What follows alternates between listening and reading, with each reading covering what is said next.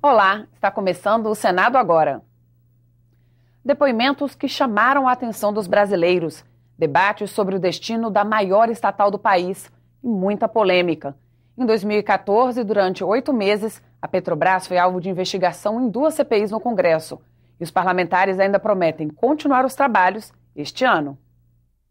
Um ano difícil para a Petrobras. As ações da empresa caíram quase 40%. A maior estatal brasileira passou a figurar em escândalos de corrupção e em processos judiciais no Brasil e no exterior. Contratamos 2 empresas para fazer frente a uma investigação interna mais detalhada. A Petrobras foi alvo de 2 CPIs no Congresso. Agora há essa informação. O senhor está exacerbando. Não estou exacerbando. Agora há essa informação de hoje. Havia uma hegemonia na Petrobras de um grupo que fez da Petrobras um mega poço de petróleo para roubar dinheiro da companhia. É um ato político, num período eleitoral, com objetivo claro, desgastar a Petrobras. Vou colocar aqui que eu não tenho nada a declarar. A CPI do Senado iniciou os trabalhos no dia 14 de maio e teve 13 titulares. A base aliada ficou com 10 vagas e a oposição com 3. Nós temos condição de fazer esse debate de uma maneira muito mais serena. Todos os instrumentos necessários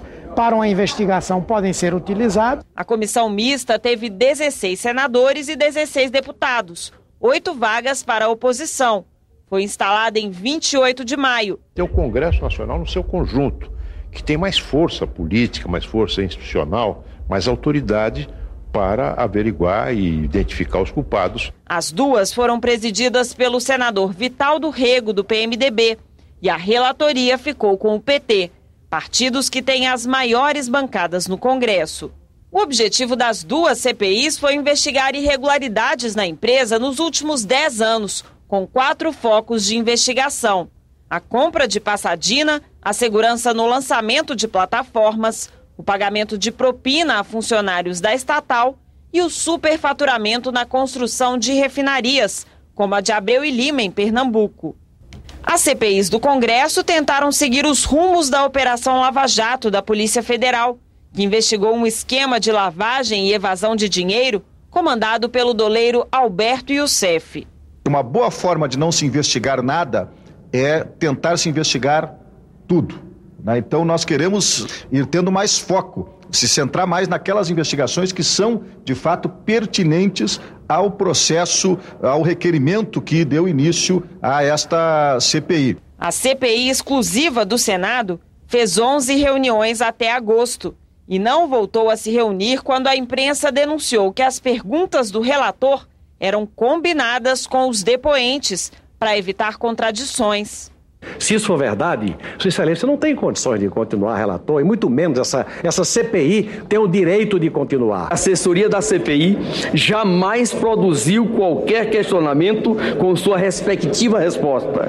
Já a CPI mista se reuniu 23 vezes, mesmo durante a Copa do Mundo e a campanha eleitoral.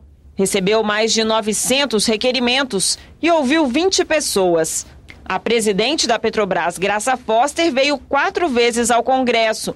Afirmou que Passadina era um bom negócio quando foi comprada.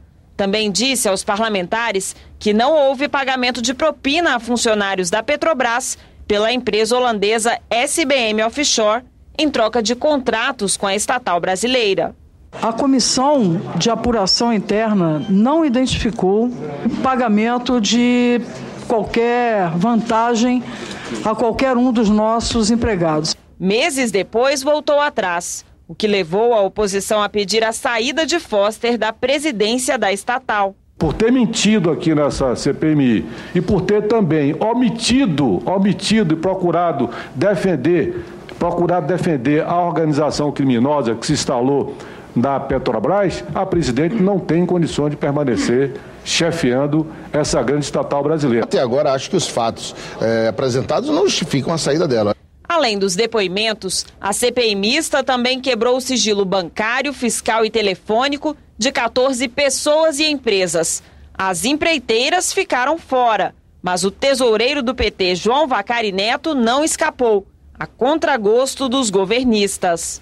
Nós estamos tratando aqui de alguém que não teve nenhuma convocação, não tem nenhum indiciamento, ou seja, o que temos são ilações. O delator Paulo Roberto, que diz que repassava ao tesoureiro Vacari um percentual que, se não me engano, de 3%. O fato mudou os rumos das investigações dentro e fora do Congresso. O acordo de delação premiada.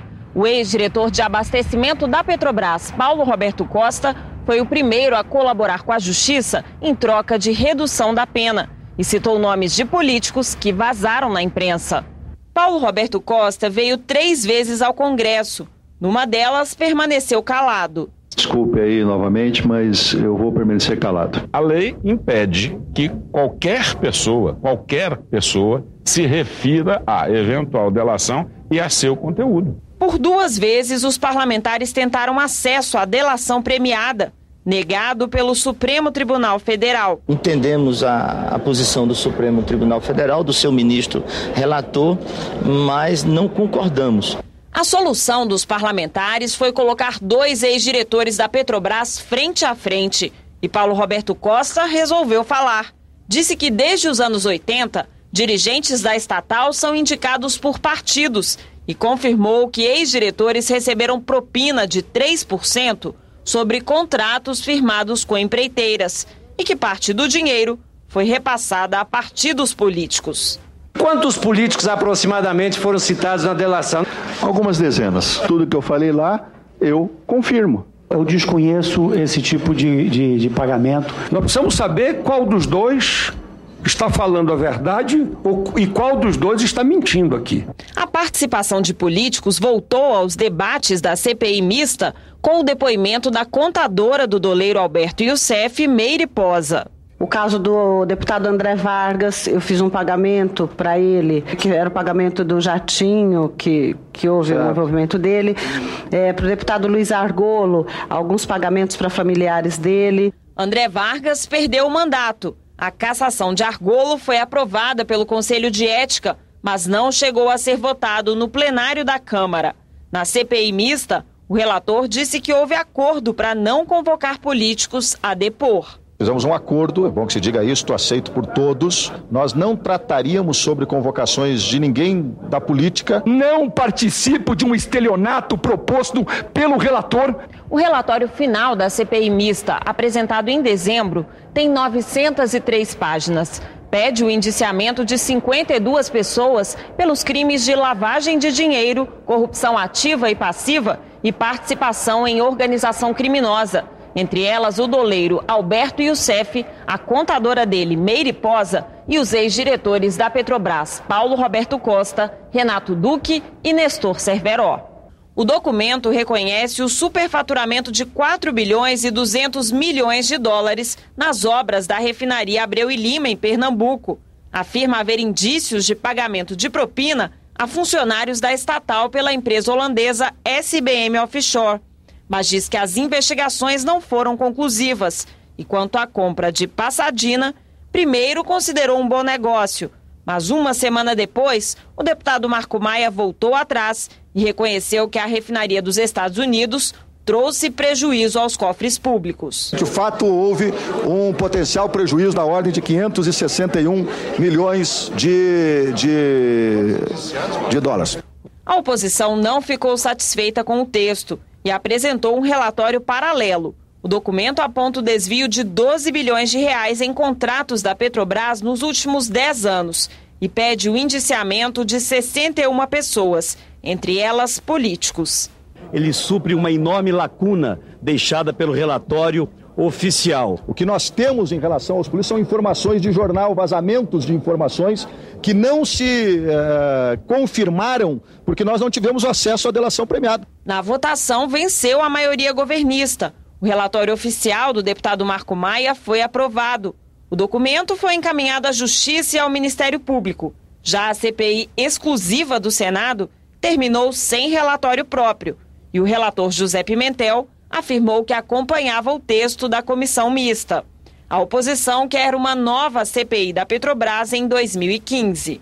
Tem muitos fatos que precisam ser aprofundados. Nós já vamos ter a denúncia da Procuradoria-Geral da República sobre eventuais parlamentares envolvidos e, nesse caso, certamente nós vamos estar debruçados sobre processos nos conselhos de ética.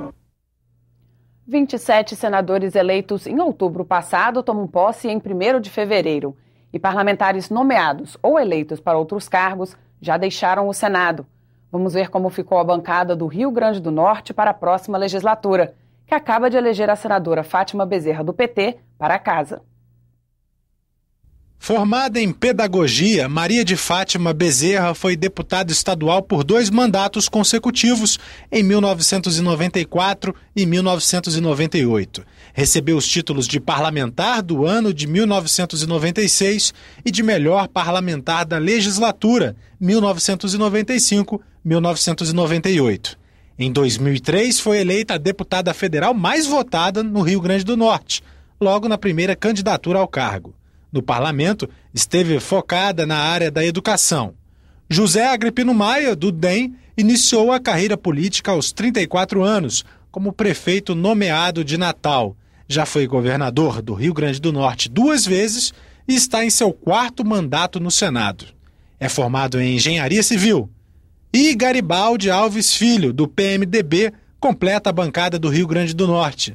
Foi deputado estadual, prefeito de Natal, governador do estado e está no 3º mandato como senador. No fim de 2007, assumiu a presidência do Senado, cargo que ocupou até janeiro de 2009.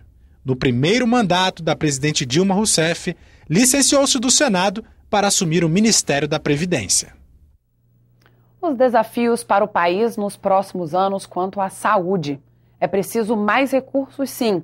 O debate também envolve o financiamento do SUS. E já se fala em recriar o imposto do cheque. O aumento da expectativa de vida e a diminuição da mortalidade infantil são 2 avanços inegáveis da saúde no Brasil. Mas essa área ainda está no topo da preocupação dos brasileiros. A superlotação nos hospitais e a dificuldade de acesso a cirurgias são exemplos do calvário enfrentado pela maior parte da população. O financiamento das ações em saúde permanece um desafio. A parcela do orçamento federal destinada ao setor gira em torno de 8%. É inferior à média mundial de 11%.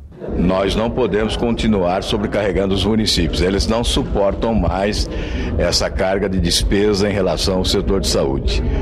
O governo quer construir equipamentos, quer levar equipamentos aos municípios, mas não contribui para o custeio, para a manutenção, para a oferta do serviço essencial de saúde pública ao povo brasileiro.